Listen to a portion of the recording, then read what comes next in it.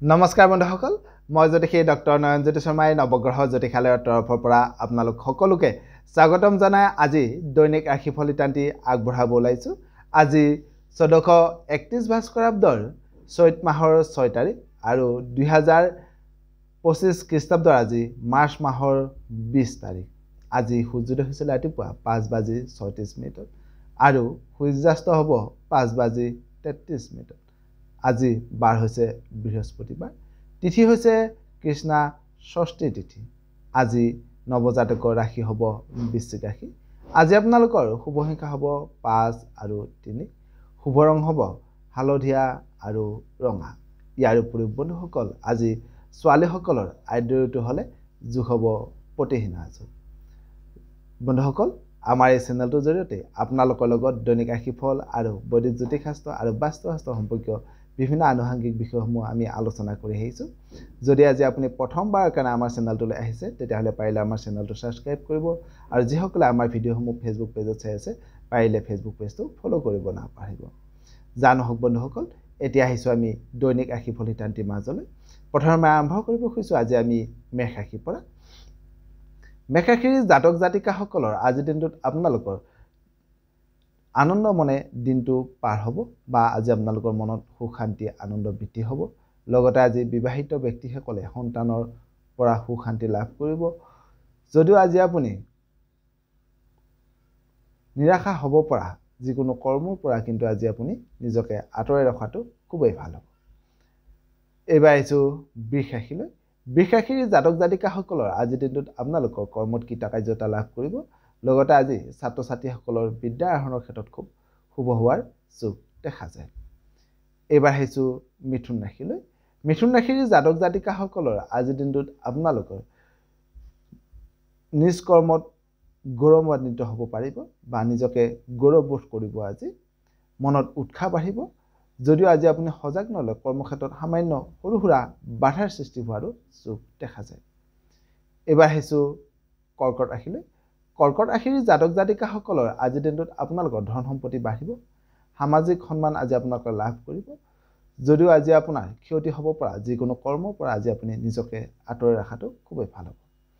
এইবাৰ আহিছোঁ সিংহ ৰাশিলৈ। সিংহ ৰাশিৰ জাতক জাতিকাসকলৰ আজিৰ দিনটোত আপোনালোকে উত্তম বস্ত্ৰ পৰিধান কৰিবৰ কাৰণে সুযোগ সুবিধা লাভ কৰিব। প্ৰেম আৰু ব্যৱসায়িক দিশত খুব শুভ বুলি ক'ব পাৰি। যদিও আজি আপুনি সজাগ নহ'লে কৰ্মক্ষেত্ৰত আত্মীয় পৰিয়ালৰ পৰা সামান্য বাধাৰ সন্মুখীন হোৱাৰো কিন্তু যোগ দেখা যায়। এইবাৰ আহিছোঁ কন্যা ৰাশিলৈ। কন্যা ৰাশিৰ জাতক জাতিকাসকলৰ আজিৰ দিনটোত প্ৰেম আৰু কৰ্মত সামান্য বাধাৰ সন্মুখীন হোৱাৰ যোগ দেখা যায়। লগতে আজি আপুনি ব্যৱসায়িক দিশত সজাগ নহ'লে সামান্য লোকচানৰ সন্মুখীন হোৱাৰো কিন্তু যোগ দেখা যায়। এইবাৰ আহিছোঁ তুলা ৰাশিলৈ। তুলা ৰাশিৰ জাতক জাতিকাসকলৰ আজিৰ দিনটোত আপোনালোক কৰ্মত ভাল পৰিৱেশ লাভ কৰিব। প্ৰেমত আনন্দ বাঢ়িব। কৰ্মত শুভ বুলি ক'ব পাৰি। লগতে আজি আপুনি কৰ্মত সকলো দিশতে সিদ্ধি লাভ কৰাৰো যোগ দেখা যায়। এইবাৰ আহিছোঁ বৃশ্চিক ৰাশিলৈ। বৃশ্চিক ৰাশিৰ জাতক জাতিকাসকলৰ আজিৰ দিনটোত আপোনালোকৰ মনত সুখ শান্তি বাঢ়িব। যদিও আজি আপুনি সজাগ নহ'লে দেহ মনত সামান্য এলাহৰ ভাৱ বাঢ়িব পাৰে। লগতে আজি আপুনি স্বাস্থ্যৰ প্ৰতি অলপ নজৰ ৰখাটো খুবেই ভাল হ'ব। এইবাৰ আহিছোঁ ধনু ৰাশিলৈ।